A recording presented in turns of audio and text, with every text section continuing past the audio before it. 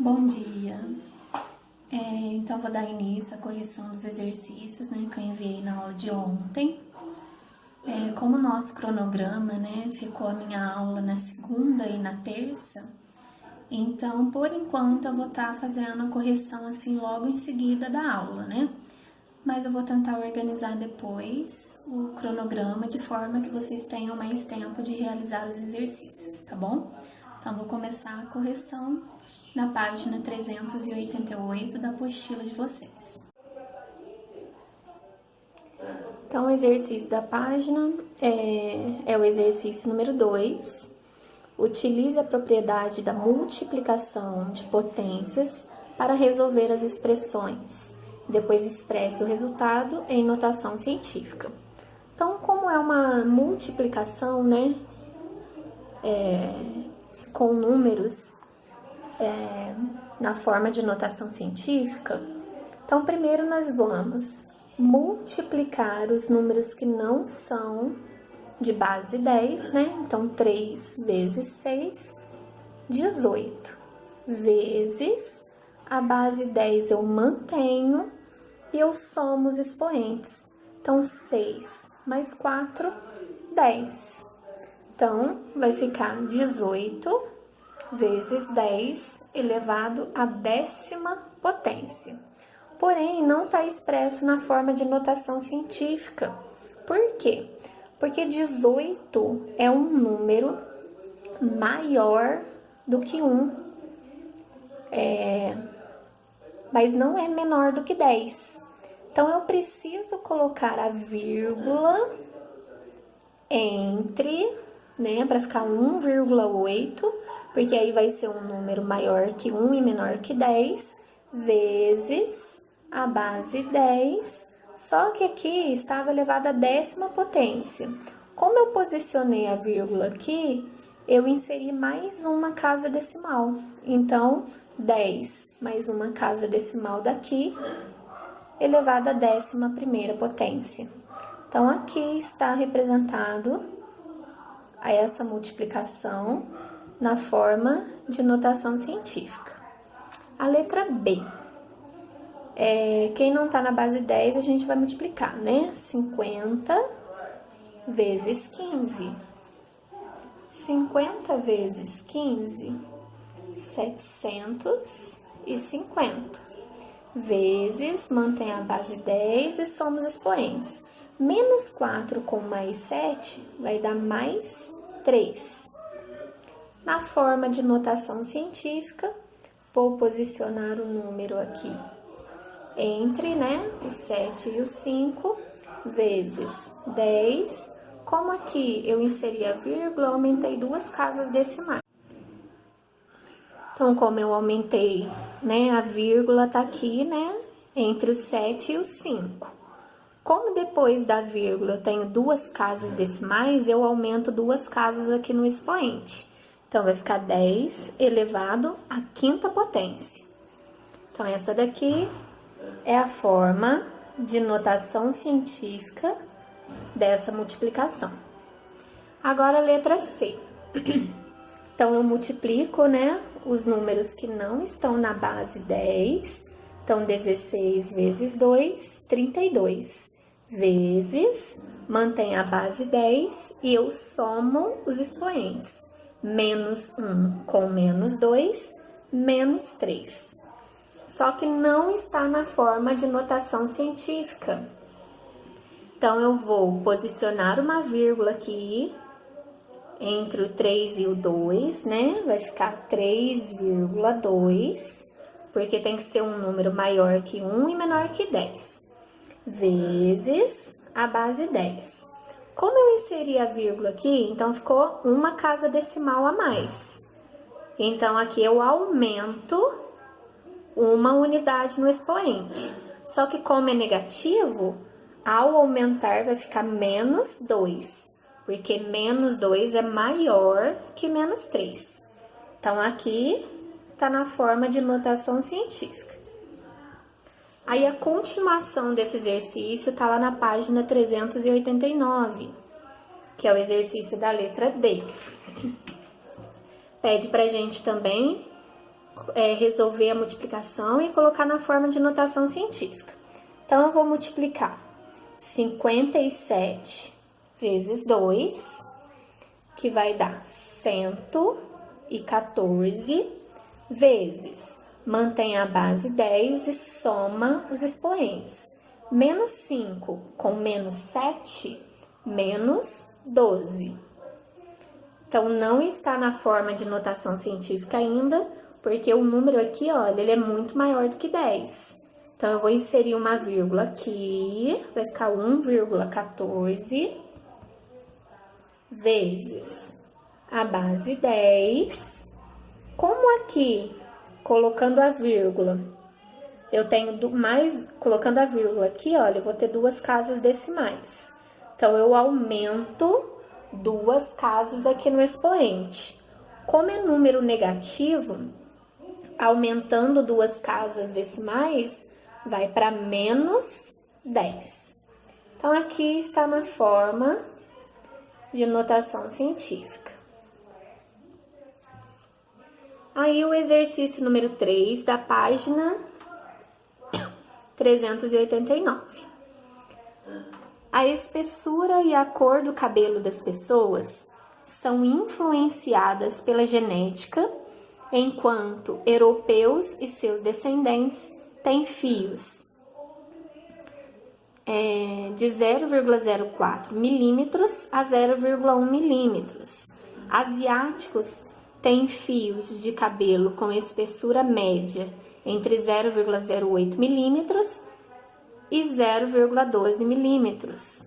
O Brasil, por ser um país multicultural, é um caso à parte nessa classificação.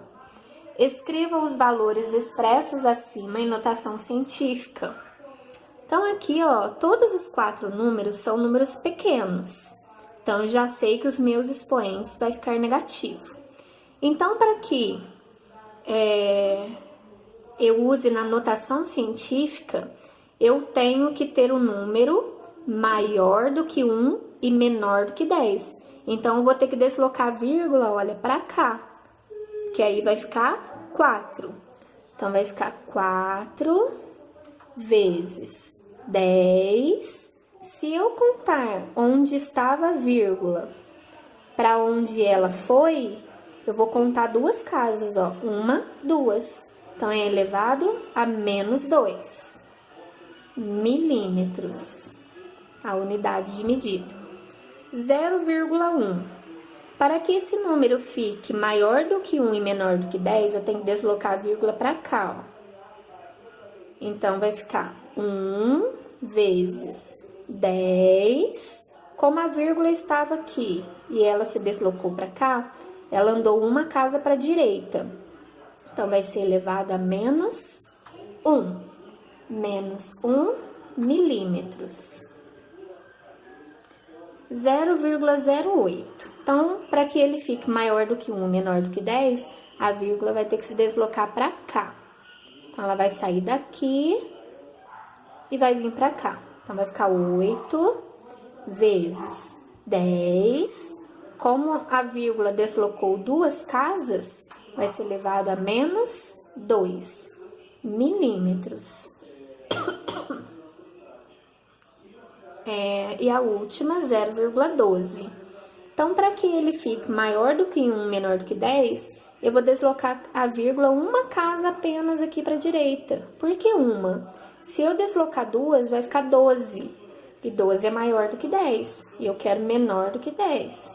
Então, a vírgula saiu daqui e veio para cá. Então, vai ficar 1,2 vezes 10 elevado a menos 1.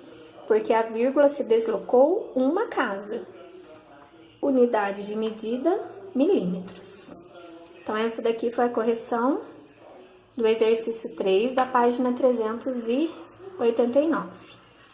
Na página 389 ainda, nós temos aqui o mural do conhecimento, que é uma revisão do capítulo, né? Então, a questão 1... Como um número é escrito em notação científica, então ele vai ser na forma de notação científica quando é expresso por um produto ou seja, uma multiplicação entre um número racional entre 1 e 9, né? Porque não pode ser maior do que 10, escrito na forma decimal, e uma base 10, cujo expoente é de acordo com as casas decimais. A número 2. Quais as situações ideais para usar notação científica? Então, é preferencialmente quando se quer escrever números muito grandes ou muito pequenos.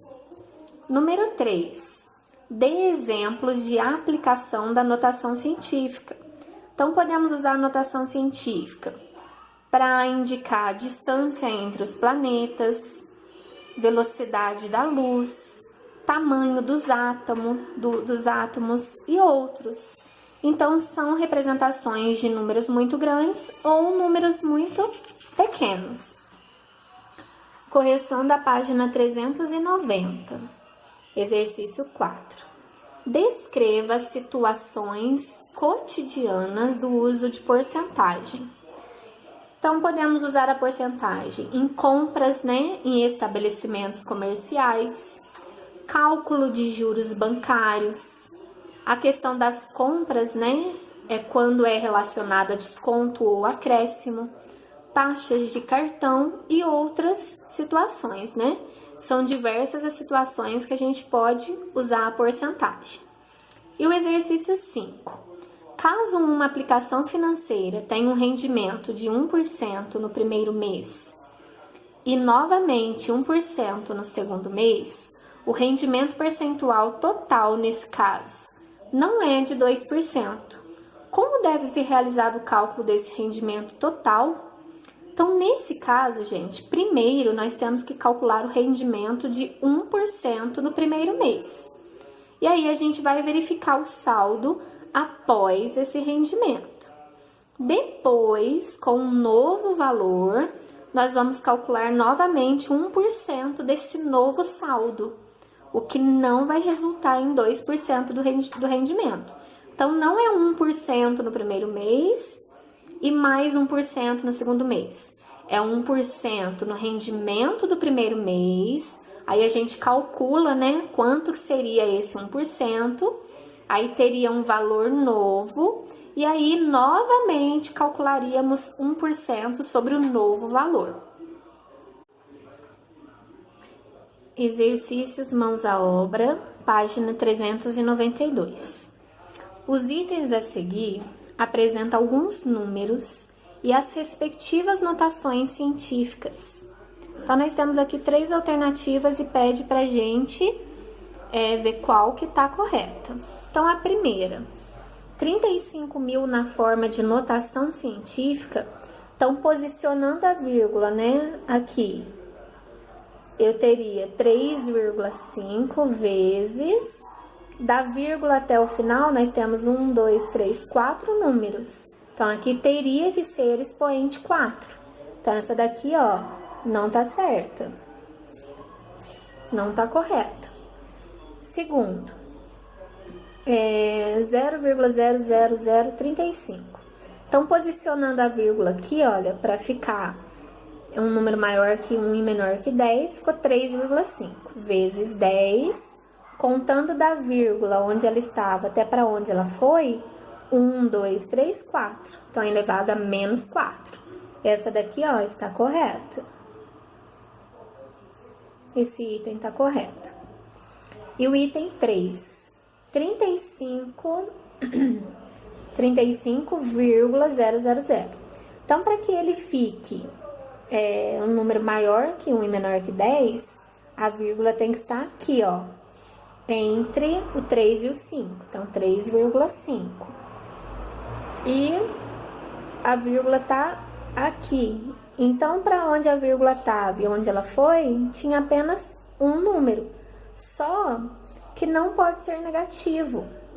Porque esse número aqui, ele não é um número pequeno, né? A gente usa expoentes negativos para representar números pequenos, que não é esse caso. Então, também não está correto. Então, a única que está correta é a número 2, que é a opção do item da letra B. Apenas o item 2 está correto. Correção da número 2. Pedro tem uma dívida de cartão de crédito no valor de R$ 420. No entanto, não terá como realizar o pagamento neste mês. Sabendo que o banco cobra 10% do pagamento no valor mínimo e uma taxa de 15% de juros sobre o valor restante em atraso, qual será o valor total que Pedro pagará na fatura do cartão daqui a um mês? Então, primeira coisa, vamos calcular 10% de 420. Então, 420 equivale a 100%. 10% vai ser referente a quantos reais? Então, 100 vezes x, 100x. 420 vezes 10, 4.200. Isola o x e passa o 100 dividindo em forma de fração. Posso cortar 2 zeros aqui, 2 zeros aqui. X é igual a R$ 42. Então, 10% de 420 é R$ 42. Então, ele pode pagar R$ 42 no pagamento mínimo do cartão. Então, se ele devia R$ 420 menos R$ 42, que é 10%, ele vai poder fazer o pagamento de R$ 378 no próximo mês. Só que no próximo mês vai ter 15% de juros. Então, eu vou ter que calcular aqui 15% do que restou para ele pagar, que no caso foi 378. Então, 378 equivale a 100%. 15%, que é o que vai ter de juros, vai ser correspondente a quantos reais? 100 vezes x, 100x.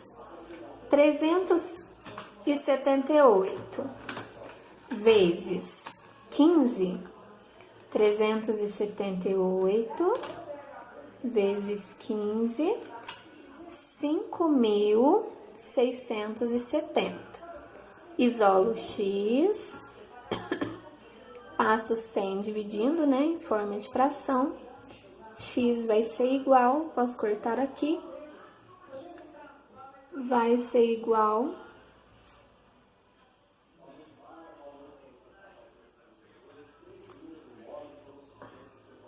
a R$ 56,70.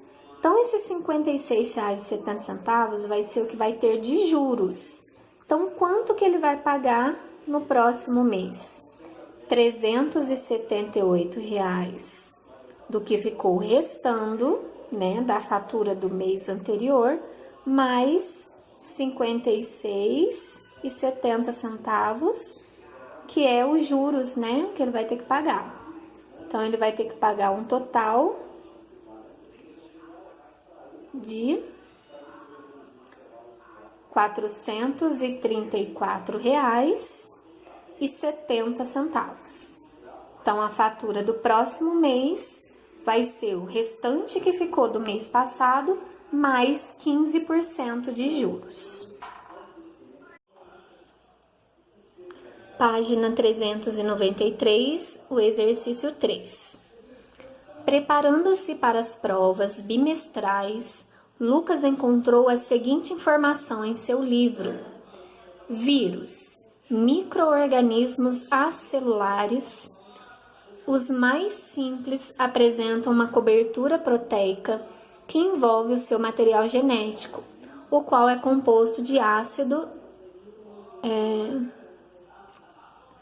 não sei pronunciar essa palavra aqui, né, que consta no DNA.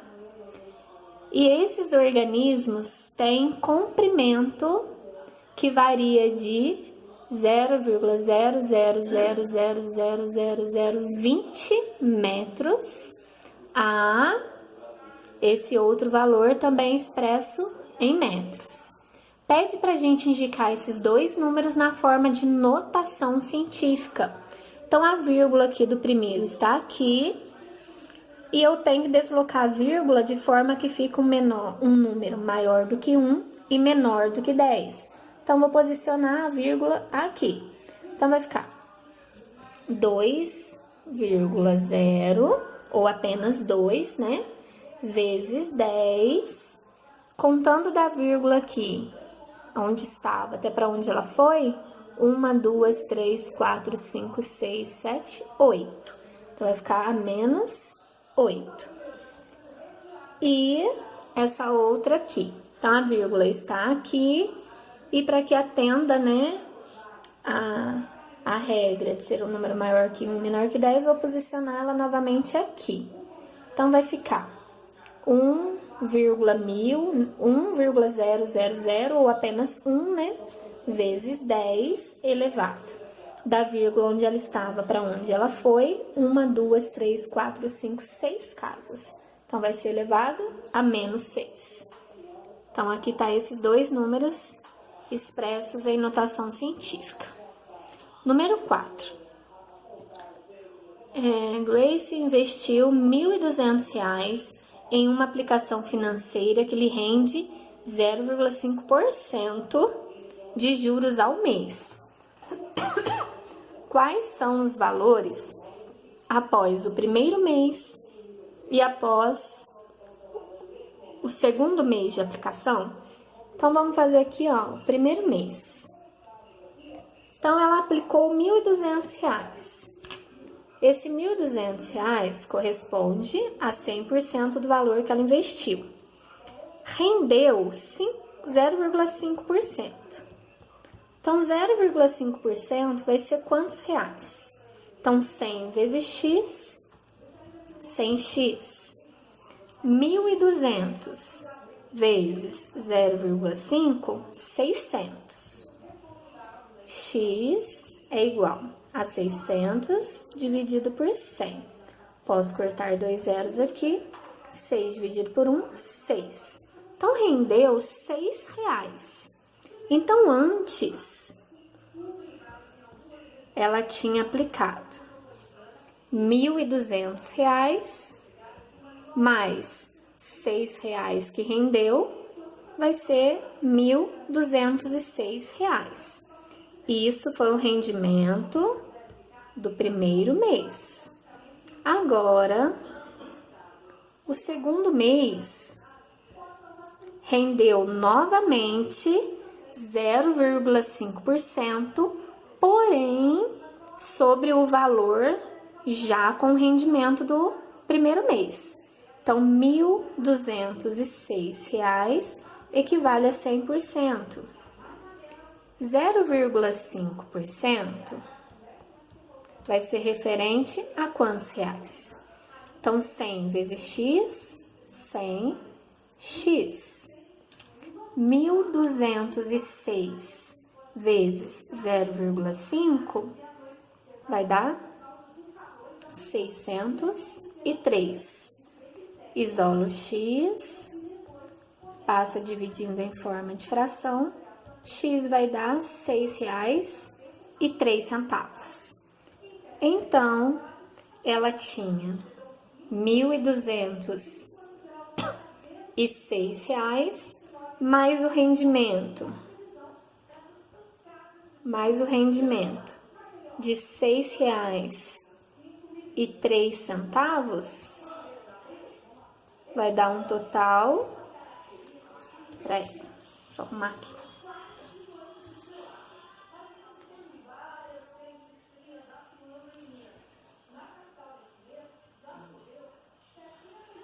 Vai dar um total de R$ 1.212,03.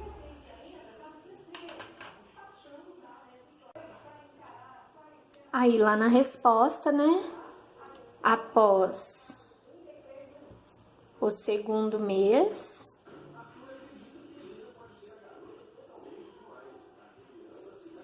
terá um valor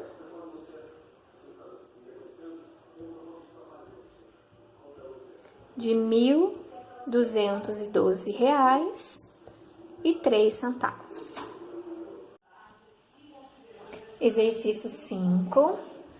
É uma questão adaptada, né? De uma universidade lá do Rio de Janeiro. Projeção para 2020 dos maiores produtores de petróleo em milhões de barris por dia. Então, aqui nós temos alguns países e a projeção, né, de 2011 e 2020, sendo que o Iraque é o que possui o maior percentual de produção de petróleo.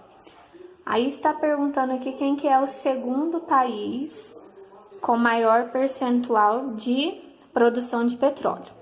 Então, aqui a gente vai ter que fazer primeiro, olha, a diferença, né, para ver quanto que aumentou de um ano para o outro.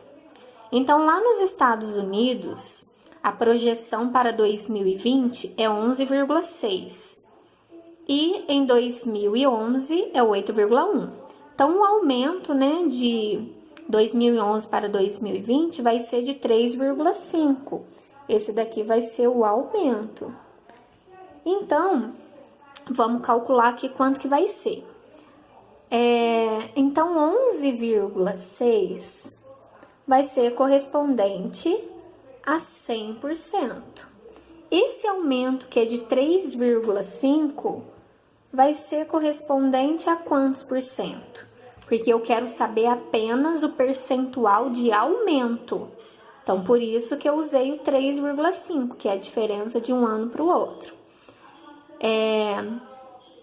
Aí, vamos fazer a regra de 3. 11,6 vezes x, 11,6 x. 3,5 vezes 100, 350. Isolo x e passo 11,6 dividindo em forma de fração. Então, dividindo 350 por 11,6, vai dar um aumento aproximado, um valor aproximado de 30%. Agora, no Brasil. Então, o Brasil, para 2020, a projeção é que seja 4,5, menos o que é em 2011, houve um aumento de 2,5. Então, 4,5 vai ser referente a 100%. Esse aumento de 2,5 vai ser correspondente a quantos por cento? Qual vai ser o percentual? Então, 4,5 vezes x, 4,5x. 2,5 vezes 100, 250. Isola e passo 4,5 dividindo em forma de fração. Então, 250 dividido por 4,5 vai dar um valor aproximado de 55%. No Canadá. No Canadá, a projeção para 2020 é 5,5, em 2011 é 3,3. Então, vai ter um aumento de 2,2. Eu quero saber o percentual desse aumento. Então, 5,5 corresponde a 100%. 2,2, que é o aumento, vai ser correspondente a quantos por cento?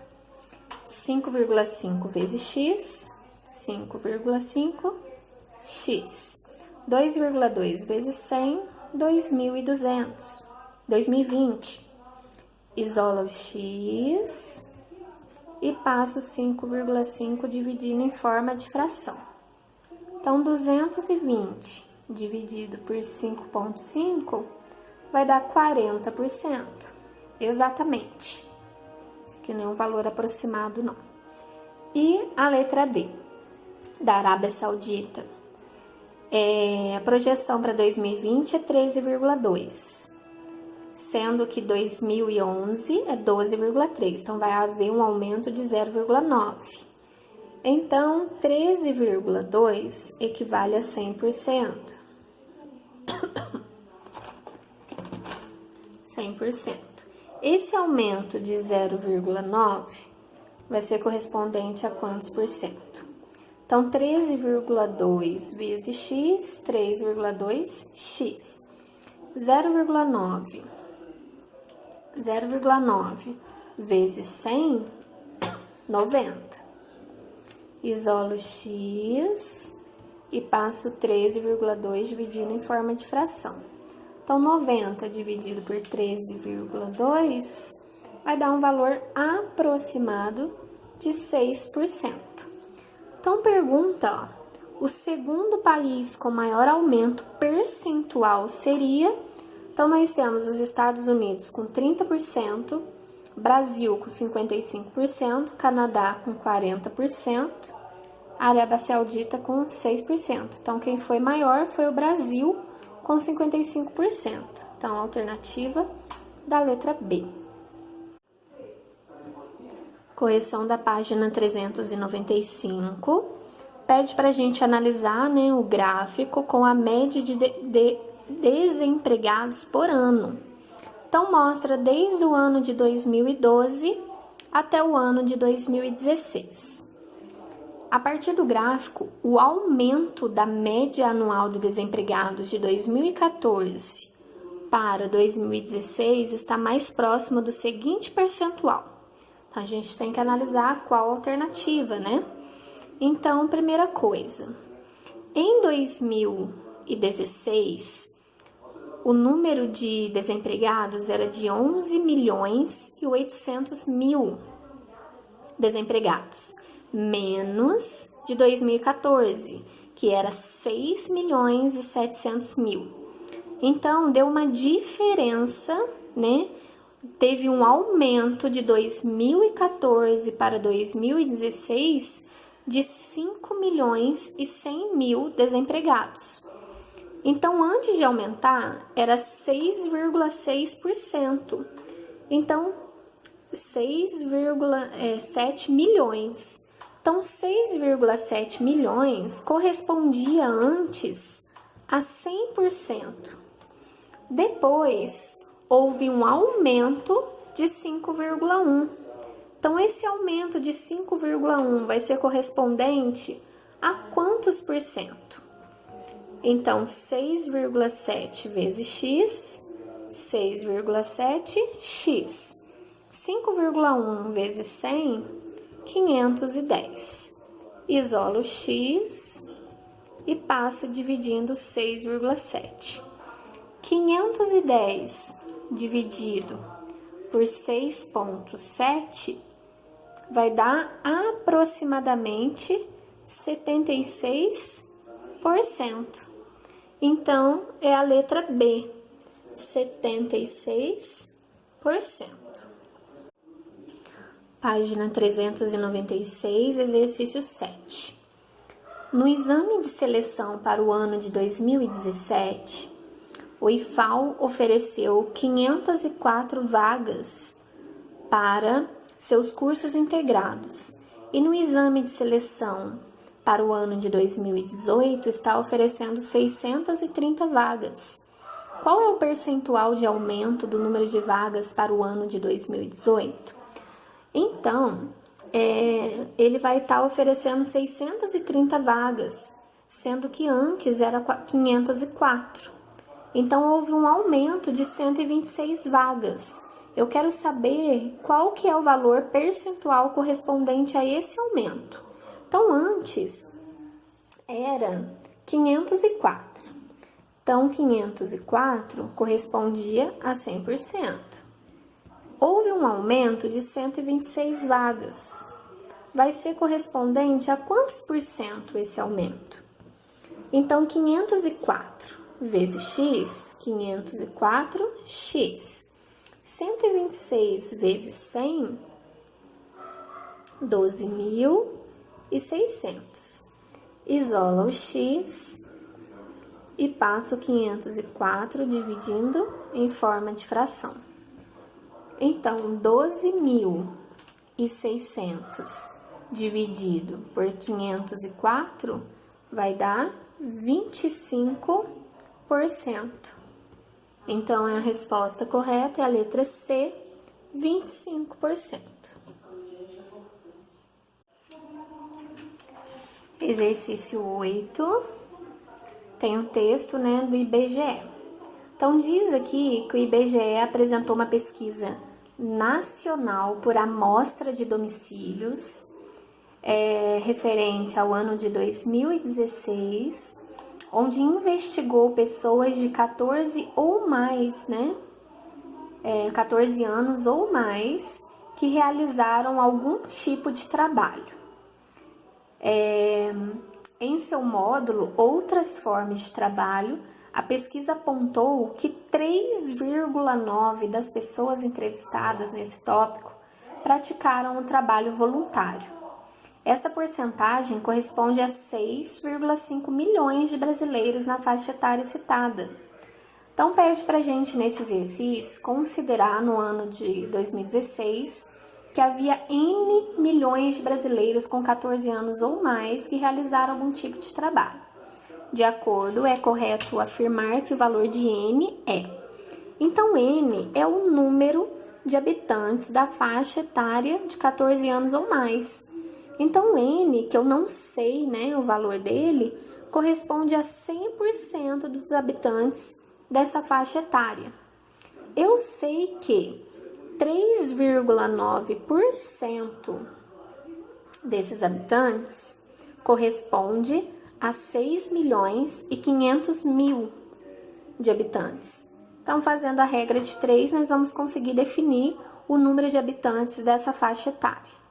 Então, 3,4 vezes N, 3,9 N. 6,5 vezes 100, 650.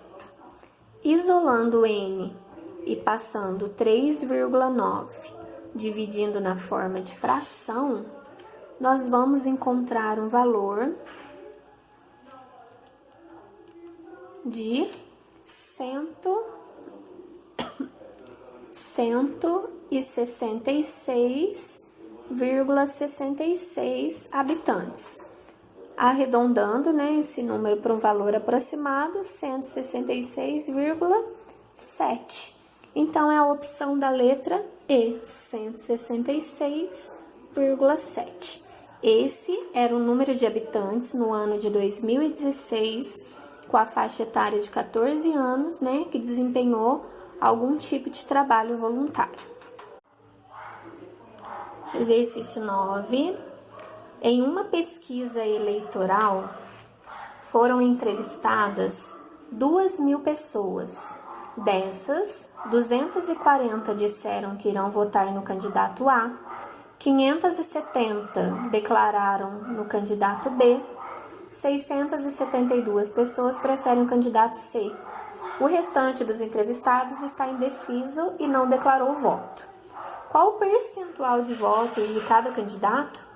Qual o número percentual, qual o valor percentual de candidatos indecisos? Então, no candidato A, são 240 pessoas. Então, 2.000 pessoas equivale a 100%.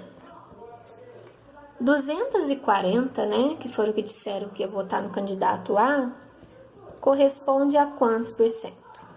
Então, 2.000 vezes X, 2.000x. 240 vezes 100, 24.000.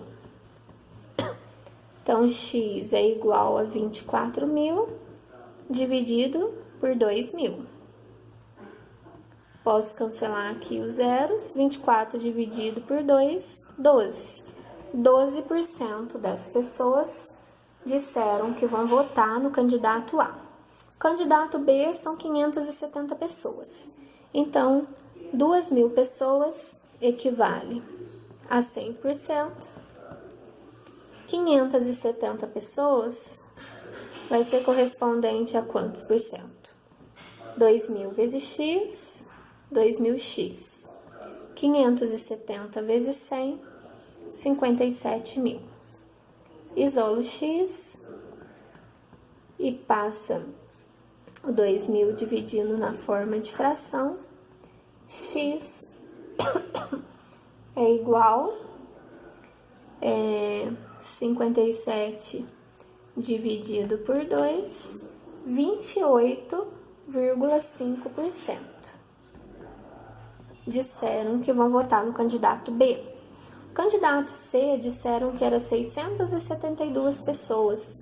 Então, 2.000 pessoas equivale a 100%. 672 pessoas vai ser correspondente a quantos por cento? Regra de 3. Então, 2.000 vezes x, 2.000x.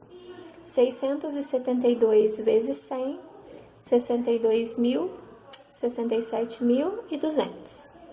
Isola o x e passa 2.000 dividindo em forma de fração.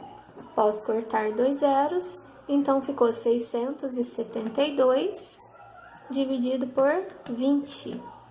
Então, deu que a porcentagem é de 33,6%. Pede para a gente identificar o percentual dos indecisos. Então, se eu tenho aqui, olha, 12% do candidato A, mais 28,5% do candidato B, mais 33,6% do candidato C, a soma dos 3 candidatos vai dar 74,1%. Se o total de votos é 100%, 100% menos 74,1%, então nós vamos ter que 25,9% corresponde aos indecisos. Então, aqui a gente pode colocar na resposta, né? O percentual será candidato A, 12%, candidato B, 28,5%, candidato C, 33,6% e indecisos, 25,9%. Então, a última questão, questão 10. A taxa de analfabetismo representa a porcentagem da população com idade de 15 anos ou mais que é considerada analfabeta. A tabela indica alguns dados estatísticos referentes a um município. Então, nós temos aqui a taxa de analfabetismo, que é de 8%, a população com menos de 15 anos, 2.000 pessoas, e a população com mais de 15 anos, 8.000 pessoas. Então, somando a população com menos de 15 e mais de 15, deu um total de 10.000 habitantes, sendo que 250 dessas pessoas de 15 anos são consideradas alfabetizadas. Então, agora, a gente precisa calcular quantas pessoas com mais de 15 anos estão alfabetizadas. Então, nós temos aqui, com mais de 15 anos, é 8.000 pessoas. Então, 8.000 pessoas corresponde a 100%. Se 8 pessoas não são alfabetizadas, isso quer dizer que 92% são alfabetizadas. Então, esses 92% corresponde a quanto dessa população de 8.000 habitantes? Então, fazendo a regra de 3, né? 100 vezes x, 100x, 8.000 vezes 92, 736.000. Isolando x, passando 100, dividindo, deu um total de 7.360 pessoas alfabetizadas com mais de 15 anos. Só que eu quero o percentual do total dessa população, alfabetizada e não alfabetizada também. Então, 7.360 pessoas são alfabetizadas com mais de 15 anos. Já 250 são as pessoas que são alfabetizadas com menos de 15 anos. Então, dá um total de 7.610 pessoas. Então, 10.000, que é o total, né, da população alfabetizada, dá um total de 100%. 7.610 pessoas corresponde a quanto? Então, fazendo a regra de 3, 10.000 vezes x, 10.000 x. 7.610 vezes 100, 761.000. Isolando x, passando 10.000 dividindo, vamos encontrar um percentual de 76,1%. Então, esse valor corresponde às pessoas alfabetizadas desse município. Corresponde à opção da letra A.